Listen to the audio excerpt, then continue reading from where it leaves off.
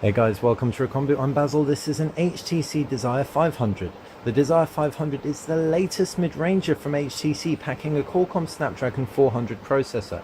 Mid-range means you're going to get mid-range specs such as a 4.3-inch QHD display. It's not the sharpest out there with a PPI of 216, but it looks perfectly bright on first impression, and as you can see is responsive to the touch. On the face, you've got two capacitive buttons below the display, a front-facing camera, and up at the top you've got a 3.5mm jack and a power button. On the reverse is that 8-megapixel camera and a flash. It's an old-school 8-megapixel camera, so you don't get the ultra pixels of the HTC one. If we're taking the back cover off, we can see the whole of the back envelops the body of the phone very, very protectively. We assume this means you're going to get some NFC on board, and on the reverse we can see you've got a micro SIM slot and a micro SD card slot for expandable storage.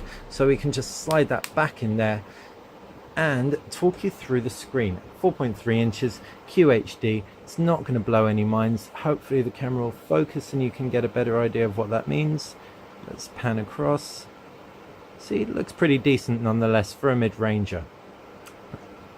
Looking inside the UI, and you've got HTC Sense 5. Sense 5 was first introduced on the HTC One. This means you've got really cool things like Bling Feed. Well, I say cool, not everyone loves Bling Feed, but it's going to aggregate your news feeds and social media and just stream them into one of your home pages. We can take a look at the applications tray, and you can see you've got a variable number of apps available. You can view it 3x4 or 4x4. This is really clean way of interacting with your Android phone, and we really do like Sense 5, especially by comparison to busier user interfaces like Samsung's TouchWiz. Sense 5 also packs ImageSense, HTC's take on camera interfaces. You haven't got HTC Zoe on board, so you can't record that burst mode plus a video clip. But what you can do is you can do video highlights, so any videos or photos that we take can be aggregated into a single clip coupled with music and a very elegant filter.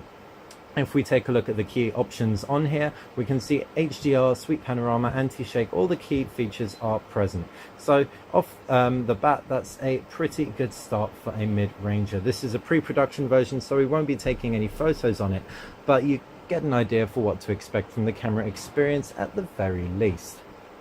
Internally, as we said, we've got a micro SD card. You saw that expandable as we removed the back cover. You've got 4 GB of internal storage, which is pretty measly, we have to admit. We'd really like to see a lot more, especially if you're into your applications. That's going to be very important to you. In addition, 1.2 gig quad-core Qualcomm Snapdragon S4 processor with 1 GB of RAM. That should make for a decent experience aside from that whole memory issue. Certainly the design feels pretty, not the most typical HTC design, definitely not as rich as the HTC One with its all-metal body, but it feels solid for a plastic device. I've been Basil, this has been the HTC Desire 500. If you have any questions about the phone, fire us a comment in the comment section below. And if you enjoyed this video, click like. If you like the channel, click subscribe.